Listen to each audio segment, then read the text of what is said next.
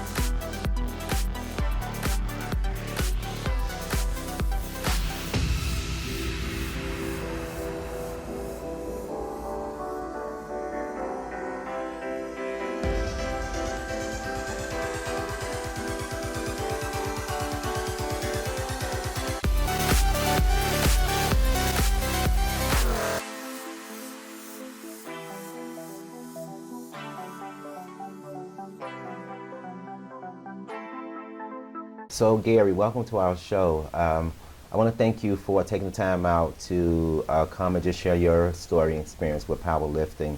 Why don't we start off by you just tell us a little bit about yourself? Okay. I'm a grew up on a dairy farm in upstate New York. Joined the Air Force in 1994. Served almost 10 years in the United States Air Force. Oh, nice. Got stationed in California. Stayed out here. Went to school and made my life out here. Oh, nice. So you from upstate New York? Yes. I'm originally from Chicago, Illinois. Okay. So I came down here in 2008. So it's a little bit different than where you're from, I'm sure. Very. Yeah. Very. What about, do you like the weather down here? The weather's obviously a little bit different too. It is. I miss the seasons. Really? Of the East Coast. Yes. Yeah, interesting. So how was the winter there in New York? Is it like, because I know in Chicago we call like the hawk. It's like this just wind, just this powerful amount of wind just go through your soul. I grew up not too far from Rochester and Buffalo. Okay. So it was Wow. pretty cold. So what would you say like the average temperature would be in the winter time?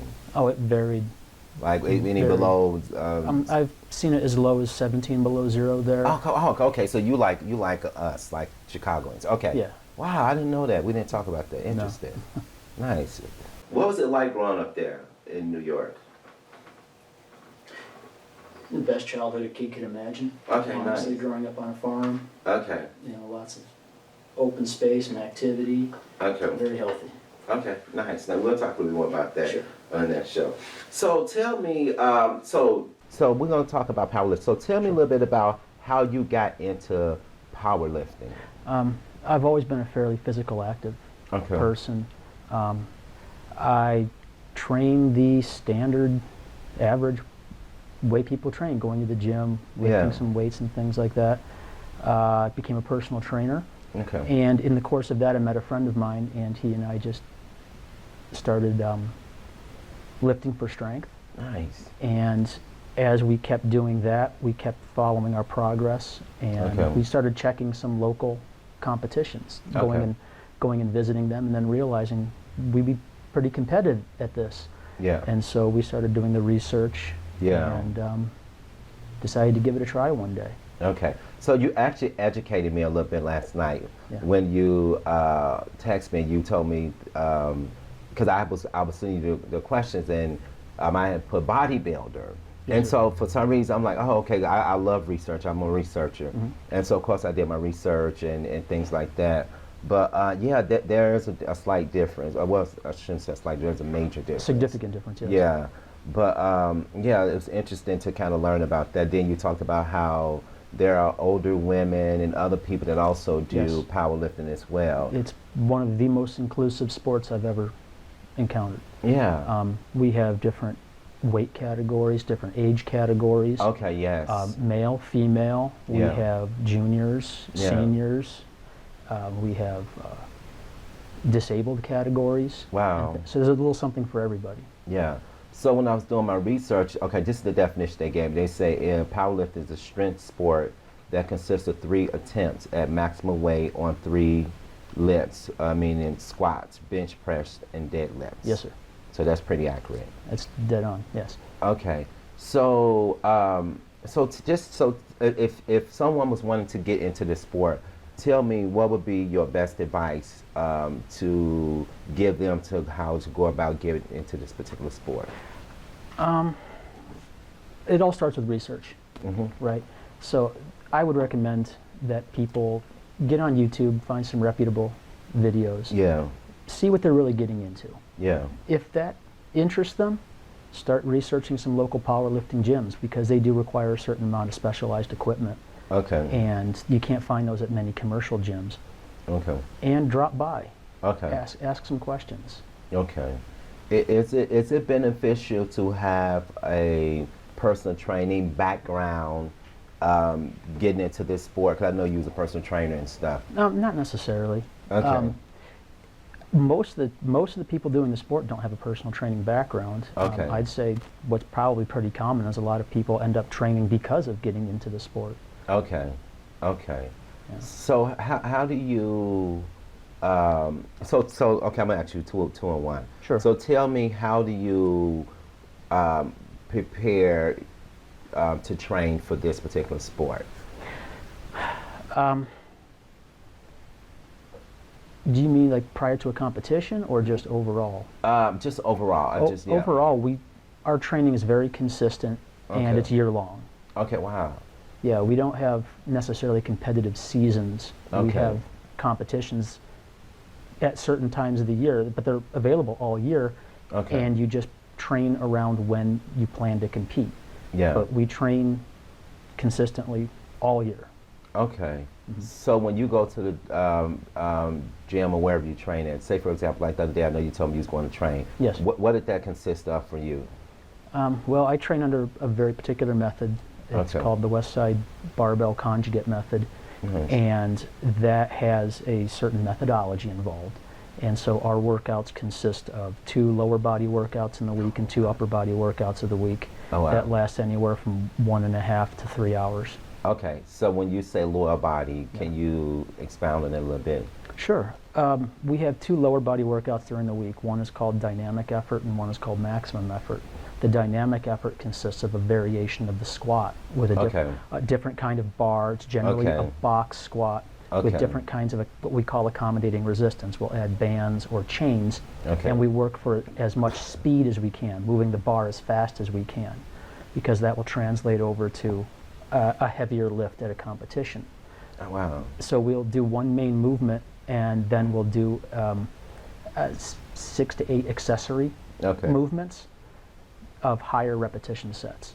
On maximum effort day, we'll do a squat variation, but it will generally, on average, be an attempt at lifting as much weight as we can for one repetition. Yeah. So it's like you just grab it and then up and down, or Oh no, that would be Olympic weightlifting. okay. So Yeah. it's so what do you guys? How do you guys? do So your- for typically our lower body work involves squats and deadlifts. okay. Okay. That's okay. That makes A sense. squat is with the bar across your shoulders, or occasionally if we're doing a front squat across the front of our shoulders, or held in our arms for a Zercher squat. The deadlift consists of picking the bar up just straight off the floor to waist high. Okay. Wow. Wow. That's pretty intense. So what's your maximum weight that your maximum and minimum weight that you lift doing this?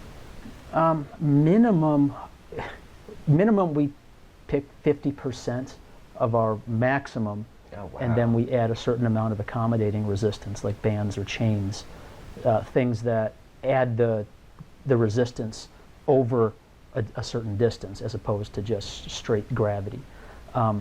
My maximum on my squat is 415 pounds. That's a lot. my That's a ma- lot for me. That's a lot. It's mediocre in my sport. Really? Yeah. My maximum deadlift is 540 in competition, Wow. and my maximum bench press is 325.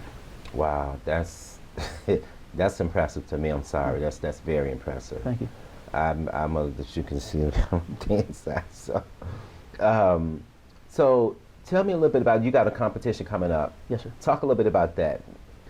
So March 15th, we have a competition in Sacramento. My coach is hosting it at our gym. Okay. Competitions for us can be an 8-hour day. Oh, really? Yeah, but Okay. it's not like we're active the entire Yeah. 8 hours. In fact, a lot of people, if they actually came and watched a powerlifting competition for the first time, Uh-huh. they might be surprised to see how much sitting around and laying around is actually being done, and Okay. how much snacking is being done. Okay. I mean, this is our one of 2 or 3 days of the year Uh-huh. that we're performing, and so everything's a little different than the rest of the year. Yeah. We get there first thing in the morning, rules briefing, Uh-huh. and then we start warming up. Everything's broken down into flights, Okay. so there's generally 3 or 4 flights of Okay. people based on their body weight and Yeah. their sex, whether they're male or female, Yeah. with the lighter lifters going first and the heavier lifters going last. Okay. And we start, but based on where you are in the flight roster, you start warming up. Okay. Wow. And once it's your flight's turn, you get up to the platform and you start waiting. Okay. Once they call you for your attempt, your first attempt, which is a weight that we know we can do, is Yeah. to get numbers on the board. Okay. They'll say platform ready, and you've got about a minute to get up there and do your lift. Oh, wow. Okay. And it's your turn. You get up, you do your attempt. There's 3 judges, Okay. 1 per side and 1 in the front, and they're checking various things, whether or not you squat low enough, you lock Yeah. your knees out, things like that. Your walkout is, or your re-rack is Yeah. appropriate. And you'll get any one of 3 white or red lights. Okay. As long as you get 2 white lights, your lift counts, and you go and you sit down and you wait for the next one. Okay. Wow. And then once you're done with that, you sit around and snack and snack and snack, wait, and time out your repetitions for the next Oh, wow. event. Wow. So I know we talked about, man, that's interesting. I'm definitely going to come out to support you. I'm going to watch this competition. I want to just kind of see what's to it and stuff. You'll like it. One of the best Okay. parts about competition that really drew me is that, unlike a lot of other sports where there's trash talking and Yeah. psychological games being played, Yeah. in powerlifting, even if somebody is your competition, nobody ever wants to see anybody fail. Okay. Everybody's cheering for everybody That's else. good. You see the guy that you're trying to beat over there clapping for you, calling good. your name. It's the most positive, encouraging environment I've ever been in. So how does this affect a person's mental health? I'm just curious. I'm just saying in a positive way. Because I know diet and exercise, obviously, it's benefit to the mental health and stuff. I know when I work out, I feel more empowered. I feel more confident and things like that. How does this sport help in that capacity? Oh, there's so many different ways. Well, you mentioned the confidence and Yeah. the sense of accomplishment. Yes. You feel more prepared for life. Yes. I've noticed when I was a trainer, I noticed people that came in intimidated and nervous, walking out of the gym with their head high. Yeah. They felt like they were ready for whatever life could give them. Yeah. At the same time, like in competition, for example, you're standing in front of an audience and you're being judged. Yes. And so once you get past that, it's you more confidence. Yeah. You can stand in front of people and hold your head up. Yeah. But one of the most profound ways I think that powerlifting, or really any kind of gym activity, but especially powerlifting, Olympic weightlifting, affect mental health is it comes from the sense of community. When I go to the gym, I'm part of a team. These people I spend 12 hours a week with, Oh, wow. they're my family. Yes. Yes. When we're in between our rest breaks and all that, we're talking about our kids. We're Yeah. talking about the things that are troubling us, our jobs. Yeah. There's support, there's networking, and That's awesome. it is. It's a sense of community. Yeah. And I think a lot of people today feel social isolation, removal from their community. And this sport really is great at providing that sense of community. Yeah, I would have never looked at it the way that you just described it. I really would not have. So I think that's, I'm glad that you highlighted that so people who watch this particular segment can know that there's a sense of community, that there, you cannot be, or you don't have to be isolated, and you can come out and get involved in sport and have a sense of collaboration, you know, like your own little family that will be there to support you and help you deal with the issues that you might be dealing with, so to speak. Absolutely. It's Yeah. It's your tribe. It's your community. Yeah. So I want to talk a bit about some of the rules. What are some of the rules in a competition, the do's and the don'ts? Well, there's particular things that the judges are checking for on each lift. For example, Okay. on squats, I should clarify, there's different federations Okay. that you can be part of and compete under. And every federation might have slightly different particularities to the rules. Okay. But for the most part, like say for a squat, you have to make sure that when you're squatting, the crease of your hip actually is below the top of your kneecap.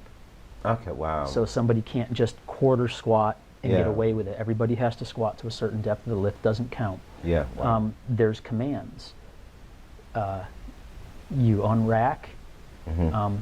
you squat, you re-rack, and the center judge will say, rack. If you try to put the bar back before he gives you that command, the Wow. lift doesn't count. Wow.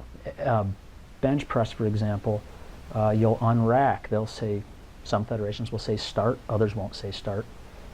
The bar has to come down, touch your chest, your shoulders and glutes have to keep on the bench, your feet on the floor. They can't Yeah. they can't lift or move. Wow. Wow.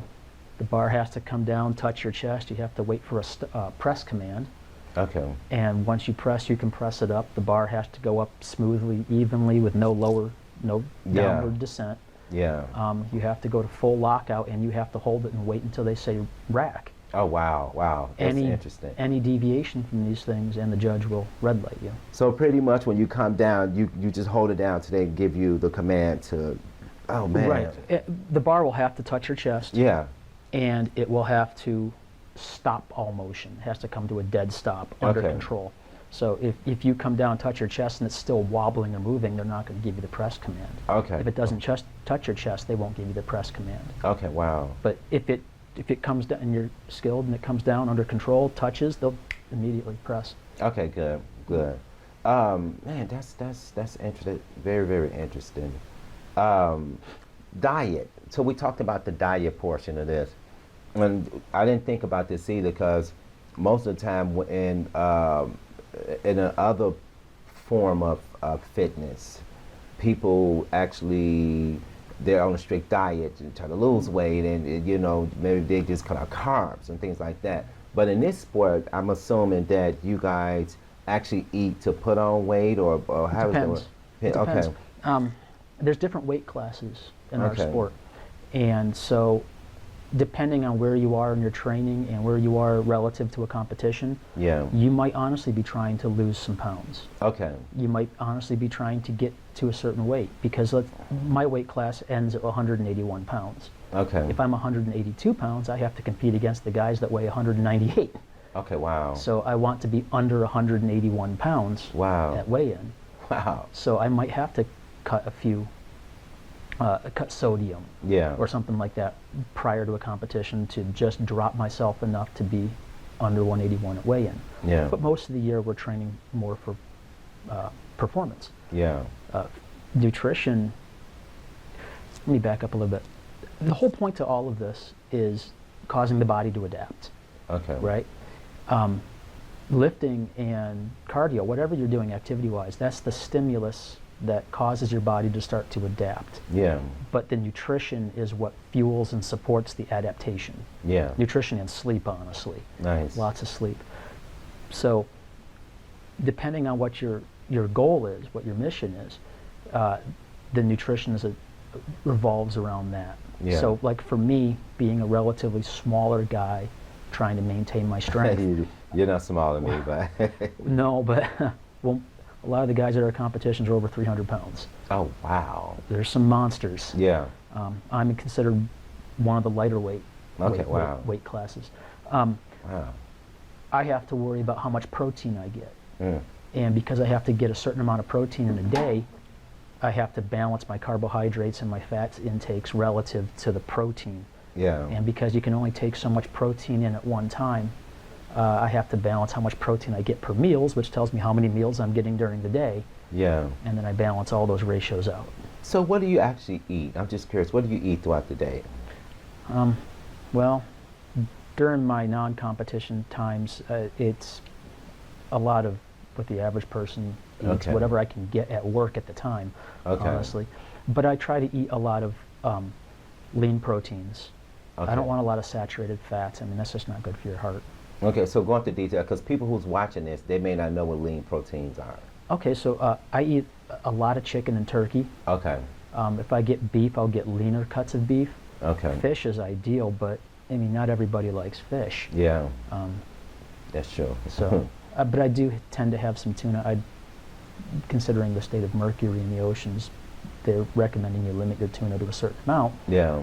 But turkey, chicken, I tend to eat a lot of eggs. Okay, nice. Um, Honestly, for me, trying to get enough protein's a challenge without getting bloated and Yes. uncomfortable. Yeah. So I actually do a lot of supplementation with protein supplements. Okay, like what? Just name a few. One of my favorites, it's an older protein, but I think it's still a good one. It's called Isopure. Okay. It's an ion exchange whey protein Okay. that has a complete multivitamin built in and very bioavailable. Oh, nice. Okay. And I've got I like using Myogenics Aftershock as a post-workout protein because it's a recovery formula, not just a protein. Okay. But that helps fill in kind of the gaps. Back when I tried to eat all my protein, I was eating over a pound of turkey every single day, and that was getting very expensive. Yeah. Yeah. So do protein, so when a person works out, is protein good for them? Does it help build their essential. muscles and things like that? It's essential. Okay. Protein's this unique macronutrient in that it can be used for energy or protein, or for building. I mean, Yeah. but there's no point in using your protein for energy. It's there to build. Yeah, right. So you have to have enough to support the growth, because when I said it's working out a stimulus that fuel or drives adaptation, you're Yeah. breaking your muscle fibers down. That's the whole point to weightlifting, is breaking the fibers down and then rebuilding them, and your body building a little bit of extra to adapt to the workload. Yeah. Wow. And you have to have the protein to do the building. Okay. But to make the protein work, you have to have the carbohydrates and the fats to give your body the energy to replenish, yeah, that's true. replenish your blood sugar, your glycogen. Yeah. So you know a lot about this, I'm impressed. But what are some good? Or is there a good carbohydrate that people can eat? Well, I used to like to tell my students that your body can use any carbohydrate. Some are just a little more efficient at certain things than others. Yeah. So on average, throughout the day, I would prefer a complex carbohydrate that takes a lot longer in your digestive system to break down into sugar. I mean, your body's stripping things down, it's becoming blood sugar, and you don't want to dump it all into your bloodstream right away, because then you raise your insulin levels, which Yeah. can be dangerous in the long run Mhm. for diabetics Yeah. or for your pancreas. And it also leads to holding on to weight. Yeah. But Yeah. a complex carbohydrate like whole grain rice, whole grains, takes longer to dump sugar into your bloodstream. So that would be benefit. That kind of would be, Right. Okay. But I mean, there are simple carbohydrates out there, and they're delicious. What about oatmeal? Not really. Depends on the oatmeal. There's different. Okay. There's different. Not all oatmeal's the same, right? Okay, just plain oatmeal, not flavored anything. Well, a lot of your instant oatmeals have the yeah. starches and the simple sugars. Okay. So there's whole grain oats and things like that that are more of a complex carbohydrate that work better. I love good oatmeal. Okay. So what would you say to somebody who's actually trying to lose weight, but working out trying to lose weight, but they still need to eat?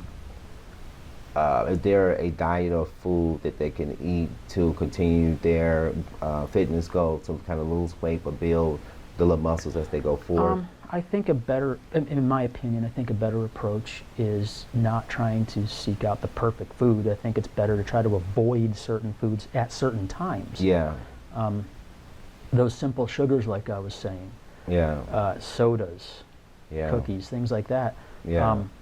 They shouldn't be a consistent all-day Yeah. food. Yeah. That said, after a workout, when your blood sugar is already low, that's a good time to have that treat if you're craving Oh, it. interesting. Yeah, I didn't know that. That's interesting. Well, your body's, it prioritizes blood Yeah. sugar and things. Your brain runs on, all of your systems run on blood sugar, and after you've lifted weights, you've depleted a lot of, well, lifted weights or done cardio.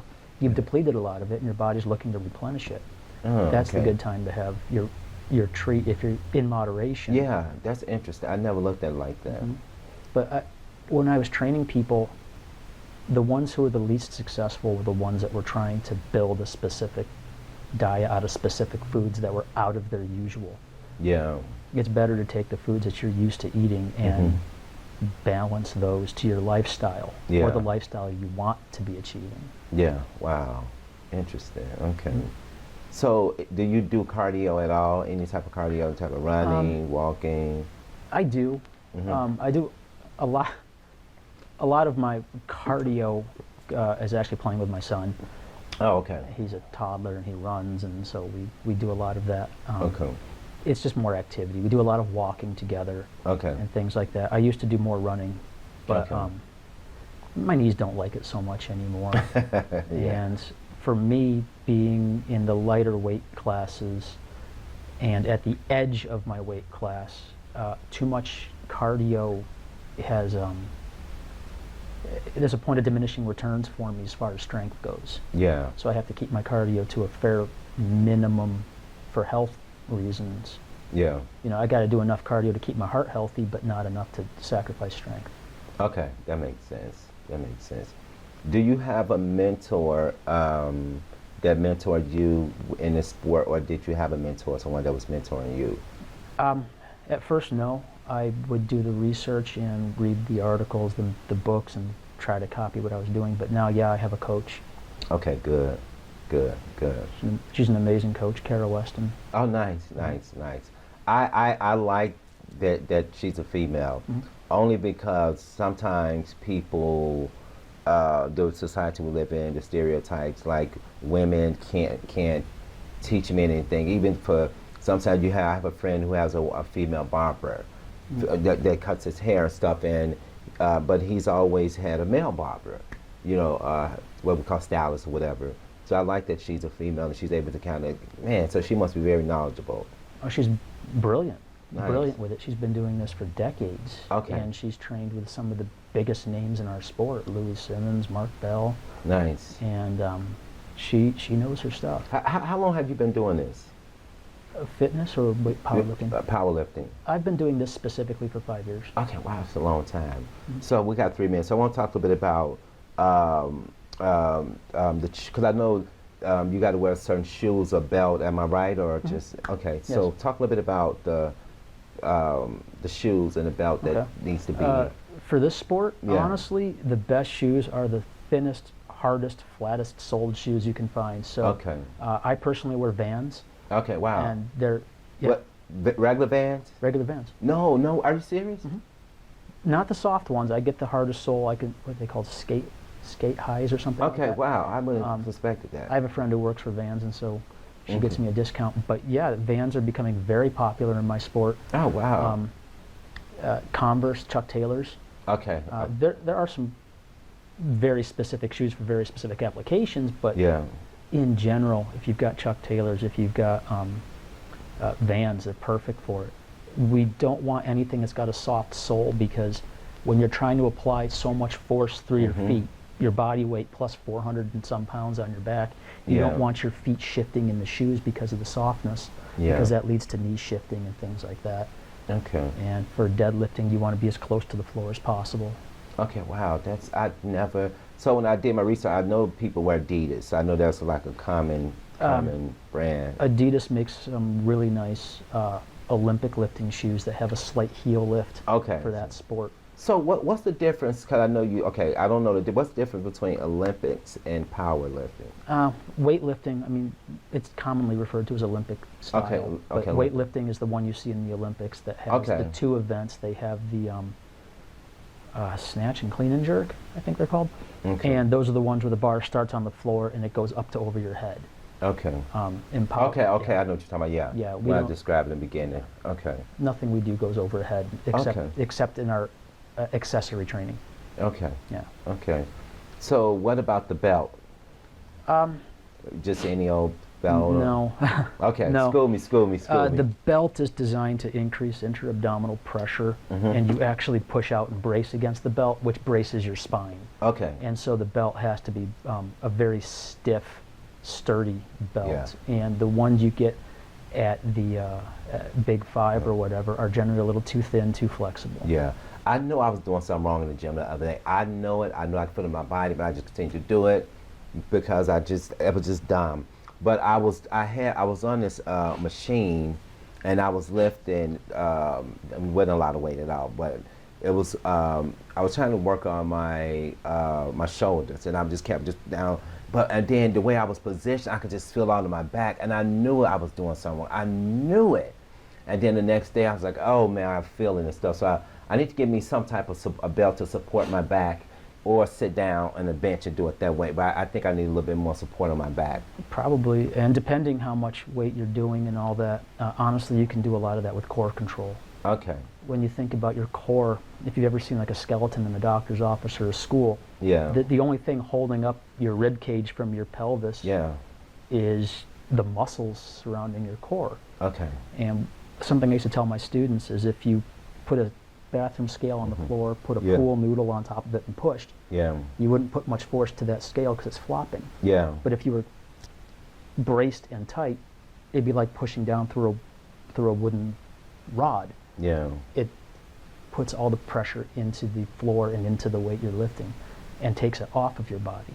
Okay. Wow. So a lot of core bracing and core work Okay. would help out. Okay. Well, Gary, we've run out of time for this particular segment. I want to thank you for being on the show. Thank you for the opportunity. Okay. That's it for this edition of Mental Health Matters. If you like this particular segment, or if you would like to be a guest on our show, or if you would like a DVD copy of our show, please dial 916-366-4600. Thank you.